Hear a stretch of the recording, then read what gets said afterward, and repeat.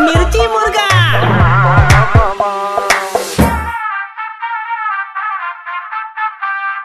Hello hello हार्दिक भाई વાત કરો? હાર્દિક વાત કરું. કોણ? આપણે જયંતિભાઈ ટેલર્સના ત્યાંથી વાત કરું છું. આપણે પેલા શેરવાનીનો તમારે સીવડાવવાનો ઓર્ડર હતો ને? હા એટલે રમેશભાઈ છે એટલે એમને તમારો નંબર આપ્યો એટલે મારી પાસે હું ટેલર જ છું. અચ્છા. હા એટલે તમારી શેરવાની ને તમારી ડિલિવરી ડેટ કંઈક 5 દિવસ પછીની છે ને? હા બસ આવી ગયો ડિલિવરી ડેટ યાર. હા એટલે હા ને તૈયાર થઈ ગઈ છે. એકચ્યુઅલી મેં એટલા માટે ફોન કર્યો કે વહેલી તૈયાર થઈ ગઈ. હા બરાબર. સરસ. હા એટલે એટલે ના એટલે કેવું છે હું મોકલાઈ દઉં કે એકચ્યુઅલી તકલીફ ખાલી એટલી જ છે કે શેરવાનીમાં થોડો આમ ઇસ્યુ થઈ ગયો છે કે નાનકડો. એટલે શું તકલીફ શું થઈ પણ? ના તકલીફમાં એ કંઈ ખાસ નહીં. આપણે શેરવાનીનો પાછળનો ભાગ હોય ને જે આપણે પાછળ આમ પેલો બેસવાની જગ્યા પેલો પાછળ આમ શેરવાની જે પોર્શન હોય ને ત્યાં આગળ નાનો એવો ડાઘો પડી ગયો છે. અરે યાર શું મજાક કરો યાર. બેસવાના ભાગ ઉપર ડાઘો પડ્યો હોય તો પછી તો યાર ના એટલે એવો ના એટલે ડાઘો આમ તો જાય એવો છે વાંધો નહીં આવે એવો તો. એટલે તમે તો રિસેપ્શન પર આમ સીધા જ ઉભા રહેવાના ઊંધા તો ઉભા રહેવાના છો નહીં તમે એટલે દેખાશે નહીં. યાર ફોટો બોટો આવી જાય પાછળ એટલે તમે ના ના બ્રો તમે આમ ઊંધા ફરીને તો ફોટો પડાવશો નહીં બરાબર? એ વાત બરાબર છે યાર. તો ઊંધા ઉભા હોય કોઈક જોવો તો ખબર યાર કેવું લાગે યાર. લગન છે યાર બીજા. ના મારી વાત સાંભળો તો એક કામ કરીએ એટલે એમાં ડાઘો આમ તો નીકળે એવો છે. પેલું પેટ્રોલિયમ પેલી વોશ કરતા હોય ને પેટ્રોલિયમ વોશ એક સેકન્ડ જયંતિ લેતો ના બ્રો પેટ્રોલિયમ વોશ જેવું ટ્રાય કરી જો ઓકે? અલ્યા ભાઈ પણ શું હલો 2 મિનિટ ટ્રાય કરી લઉં 1 મિનિટ. જયંતિ ભાઈ હલો શું નામ કીધું? રાજેશભાઈ વાત કરું. ઉપર પેટ્રોલ ઘસવાની હલો જયંતિ લેટો ને યાર. હા જયંતિ લેટો એટલે ક્યાં ઘસવાનું છે?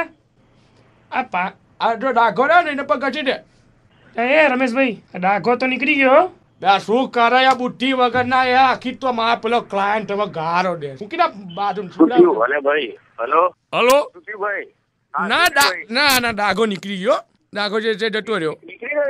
હા ડાઘો નીકળી ગયો. હવે ખાલી ઇસ્યુ એટલો જ છે કે ડાઘો જતો રહ્યો પણ પેલું સેટ ઘસ્યું ને તો પેટ્રોલ ફાટી ગયું છે પાછળની ભાગમાં. બીજું કઈ થયું એટલે કાણું પડી ગયું એટલે અંદર. હા એ પાછળ બધું ફાટી ગયું હોલ થઈ ગયો છે. તો રફુ કરાવી લેજો ને વાંધો નહીં હું કરાવી લે રફુ તમને તો ચિંતા ના કરો યાર. તમારે ડાઘો જતો રહ્યો. ભાઈ તમે હવે મગજ ધંધા કરો છો યાર. તમને કઈ ભાન પડે છે? જો ભાઈ શાંતિથી વાત કરો.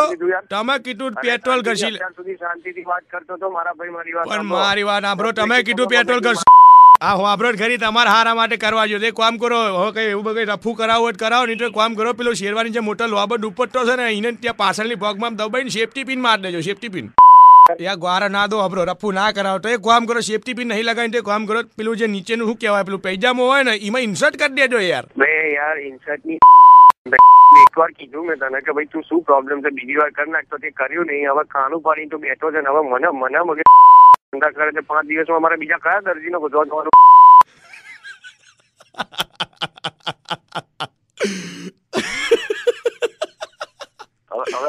શું ચાલે છે હવે? શાંત થઈ જાઓ. રેડિયો મિર્ચીમાંથી કુણાલ વાત કરું છું. હાર્દિકભાઈ તમારી શેરવાની સહી સલામત છે. તમે મુર્ગા બની ગયા છો.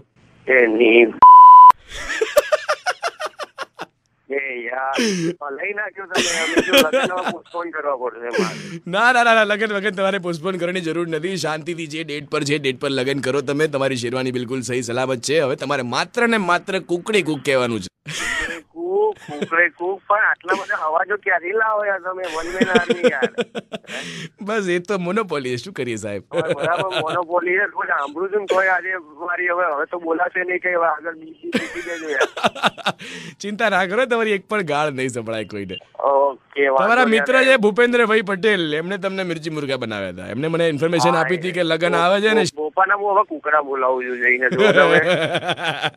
તો હું કરું બોલો? ઇન્સર્ટ કરશો રફુ કરશો કે સેફટી પિન ભરાવશો? હું એવું કરી દઉં છે ને શેરવાની નીચે ધોતી પહેરલી જ